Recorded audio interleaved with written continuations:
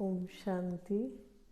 आज मैं आपको प्रजापिता ब्रह्मा कुमारियों में, जहाँ मैं इस संस्था से जुड़ी हुई हूँ, उनके जो संस्थापक थे प्रजापिता ब्रह्मा बाबा, उनकी थोड़ी सी हिस्ट्री सुनाती हूँ, उनकी जीवन कहानी कि कैसे इस संस्था की स्थापना हुई और कैसे ब्रह्मा बाबा ने अपना सब कुछ समर्पित किया।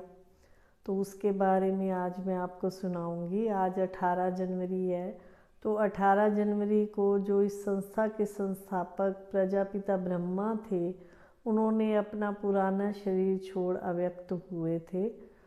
तो बाबा ने जो है अपना सारा कुछ भगवान के अर्थ समर्पित किया। कैसे किया? हीरे जवाहरातों के वो व्यापारी थे, बहुत बड़ा उनका हीरे जवाहरातों का व्यापार था, कोई चीज़ की कमी नहीं थी। आप सोचो कि जिसके पास इतना बड़ा धन माल हो, उसको भगवान का नाम लेने की क्या ज़रूरत है, या एक ऐसी संस्था की स्थापना करने की क्या ज़रूरत है। लेकिन उनके मन में कुछ, भगवान ने ही सब कुछ उनसे करवाना था। ये सब उस भगवान की लीला थी जो उनसे इतनी बड़ी संस्था का निर्माण कराया। और इतने सारे ब्रह्मावत्स, आज टोटल इतने ब्रह्मावत्स हैं जो आप देख सकते हैं कि प्रजापिता ब्रह्मा कुमारियों से कितने बच्चे जुड़े हुए हैं। तो बाबा को जो है सन 1937 में शिव पिता परमात्मा उनके अंदर प्रवेश हुए। उनको जैसे कहा कि बच्चे, तुझे एक ऐसी नई दुनिया की स्थापना करनी है। बचपन से ही बाबा भक्ति भाव वाले थे और सत्संग वगैरह, गीता पाठ करना सब कुछ करते थे। एक दिन उनके घर में जैसे उनके गुरुजी का सत्संग हो रहा था, तो सत्संग में बैठे बैठे, वैसे तो वो कभी उठकर नहीं जाते थे, लेकिन उस दिन जो है उठ कर के वो कमरे में चले गए। तो उनके जो बेटे की बहू थी, उसने सोचा कि बाबा कभी सत्संग से उठ कर के नहीं जाते, आज कैसे उठ कर के चले गए। वो पीछे पीछे जैसे गई तो देखा कि बाबा के फेस पे इतना तेज, इतना प्रकाश उनके मस्तक से निकल रहा है, और बाबा की आंखें भी बिल्कुल लाल लाल प्रकाश गोले की तरह हो गई हैं। तो वो भी एकदम से ऐसे हो गई कि आज बाबा को क्या हो गया। और बाबा को खुद भी नहीं पता था। दादा लेखराज उनका नाम था। ये तो बाद में जो है शिव पिता ने उनका नाम प्रजापिता ब्रह्मा रखा। तो बाबा को खुद भी नहीं पता था कि मेरे साथ ऐसा क्या हो रहा है। फिर बाबा आ गए दोबारा सत्संग में। उन्होंने सोचा कि शायद मैं गुरुजी के सत्संग में बैठा था, उनकी ही कोई कृपा हुई है। कहते हैं ना, भगवान को पता होता है किस आत्मा से उन्होंने क्या करवाना है। तो परमात्मा ने उनको जैसे अंदर से प्रेरणा दी कि बच्चे, तुझे एक ऐसी सृष्टि की स्थापना करनी है, ऐसी दैवी दुनिया तुझे बनानी है। बहुत अंदर से जैसे उनको एक परमात्मा ने अजीब सी शक्ति का अनुभव कराया। फिर बाबा ने जो है शुरू शुरू में 300 बच्चों की एक भट्ठी तैयार की, जिसमें छोटी छोटी कन्याएं भी वहाँ आई, और छोटी छोटी कन्याओं के माता पिता ने उन अपने पाकिस्तान में ही देखो, सब ने अपने बच्चों को वहाँ पे समर्पित कर दिया। पहले इस मंडली का नाम ओम मंडली था। धीरे धीरे जो है इसका नाम, जब ये आबू पर्वत पे आए, तो इसका नाम फिर बाद में ओम मंडली से प्रजापिता ब्रह्मा कुमारी ईश्वरीय विश्वविद्यालय। सही में विश्वविद्यालय क्यों इसका नाम पड़ा? क्योंकि यहाँ पे एक पढ़ाई पढ़ाई जाती है। आम सत्संगों की तरह नहीं, चलो गया और थोड़ा सा भजन कीर्तन कर आया या सुन आया। मन को एक सुकून देने वाली, मन को एक शांति प्रदान करने वाली, कि कैसे हम अपने अंदर एक मतलब दैवी गुणों का संचार करें, और कैसे हम अपने आप को देव तुल्य बनाएं। जैसे और कॉलेजों में होता है कि यहाँ डॉक्टर की पढ़ाई पढ़ाई जाती है, यहाँ इंजीनियर की पढ़ाई पढ़ाई जाती है। तो प्रजापिता ब्रह्मा कुमारियों में हमें मनुष्य से देवता कैसे बने, दैवी गुण कैसे धारण करें, वो सिखाया जाता है।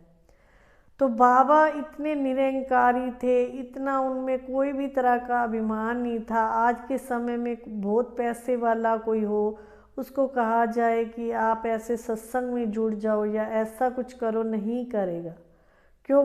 उसे अपने पद का भी अभिमान होता है उसे वो। लेकिन ब्रह्मा बाबा ऐसे थे जिनमें 3 विशेषताएं बहुत ही ज़्यादा थी। वो निरहंकारी थे, किसी चीज़ का उनमें कोई अभिमान नहीं था। निराकारी, निर्विकारी और निरहंकारी, उनमें जो है बाबा ने बाद में शिव पिता ने उनके अंदर ये 3 गुण कूट कूट के भर दिए कि विकार भी उनके अंदर बिल्कुल भी नहीं थे। तभी तो इतने वत्स जो हैं बाबा के कार्य में जुड़े। ऐसे तो कोई कहीं नहीं जुड़ता। आज देखो लाखों लोग जो हैं, लाखों आत्माएं बाबा के घर से दैवी गुणों अपने अंदर भर करके इतनी अच्छी पढ़ाई को धारण कर रहे हैं। तो आइए बाबा की तरह हम भी बन करके निर्विकारी निरहंकारी बन करके अपने जीवन को सफल बनाएं। देखा जाता है कि जीवन सफल बनाना इतना आसान काम नहीं है। किसी को कहा जाए चलो आप वहाँ थोड़ा सा कुछ सुन के आइए या कहीं चलिए, तो क्या कहते हैं हमारे पास टाइम नहीं। तो बाबा छोटी से छोटी बात बच्चों को करके दिखाते थे। एक बार क्या हुआ कि एक बहन जैसे यज्ञ में उसको कहा गया आप सेवा पे जाओगी, तो वो बच्ची बोली नहीं बाबा मेरे तो अभी जो है ना कपड़े भीगे पड़े हैं, मैं उसको धोआऊं फिर मैं चलूँगी। वो कपड़े धोने चली गई। और दूसरी बहन से पूछा गया कि आपको सेवा में चलना है, बोली हाँ बाबा चलिए। तो कपड़े तो उसने भी धोने थे, लेकिन बात मैं ये इसलिए बता रही हूँ कि मनुष्य जो कोई अच्छा कार्य होता है उसको कहते हैं थोड़ी देर में करेंगे या कल करेंगे, परसों करेंगे। तो बाबा तो हर बात में ये सिखाते थे कोई भी काम कल पे भी नहीं छोड़ो। तो जैसे दूसरी बच्ची को भेज दिया, थोड़ी देर बाद वो बहन कपड़े धो के आ गई और बाबा को बोली बाबा अब मैं रेडी हूँ। तो बाबा ने कहा भाई भगवान का कार्य वो तो हो गया, अब दूसरे बच्चे ने कर दिया। तो ऐसे छोटी छोटी बातें बाबा बच्चों को सिखाते थे कि समय का महत्व जानो, समय की कदर करो, कोई भी कार्य है वो कल पे नहीं छोड़ो। जैसे बाबा हीरे जवाहरातों के व्यापारी थे, तो समय की कदर करना भी बाबा सिखाते थे कि रात को 2 बजे भी नींद अगर आपकी खुल जाती है तो भी आप ईश्वर को याद कर सकते हो। ऐसे नहीं सोचो कि सुबह 5 बजे उठ करके भगवान को याद करूँगा। तो बाबा कहते थे जब हम व्यापार करते थे तो व्यापारी जो होता है उसकी गाड़ी चाहे 12 बजे आ जाए चाहे सुबह 5 बजे आ जाए, तो भी वो क्या करता है अपनी गाड़ी को अटेंड करता है। तो ऐसे परमपिता परमात्मा को याद करने का कोई फिक्स समय नहीं होता। जब भी आपकी नींद खुले तो आप सारे विश्व की आत्माओं के लिए बैठ करके परमात्मा से प्रेयर करें और शांति मांगें। तो जब भी आप फ्री हो तो बैठ करके उस परमात्मा से शक्ति मांगे, शांति मांगे, सारे विश्व के लिए प्रेयर करें। तो ये बाबा ने छोटी छोटी बातें बच्चों को करके दिखाई। इतनी यज्ञ में परिस्थितियाँ आई, इतनी आई, लेकिन बाबा ने सब परिस्थितियों का डट करके सामना किया। कभी भी ब्रह्मा बाबा घबराए नहीं। और कोई होता सोचता कि क्या मारने तक बाबा को लोग आ गए थे, लेकिन जो मानने आते थे उनको भी कोई ना कोई चीज़ का साक्षात्कार हो जाता था। एक बार सिख धर्म के तलवारें लेकर के आ गए कि ये जो बाबा है ना ये लोगों को मचकाते हैं, भी अलग सी बातें सिखाते हैं, लेकिन उनको भी गुरु नानक जी का बाबा के द्वारा साक्षात्कार हो गया। तो ऐसे थे हमारे प्रजापिता ब्रह्मा, जो जिनको आज अव्यक्त हुए इतने साल हो गए, लेकिन ब्रह्मावत्स उनकी आज्ञाओं पर चलते हुए अपना जीवन जो है सफल बना रहे हैं। तो आपके मन में भी कोई प्रजापिता ब्रह्मा कुमारियों के प्रति अगर कोई भ्रांतियां हैं तो उसको जा कर के वहाँ सुने और अपने मन की कोई भी भ्रांति है उसको मिटाइए और अपना जीवन सफल बनाइए। ओम शांति।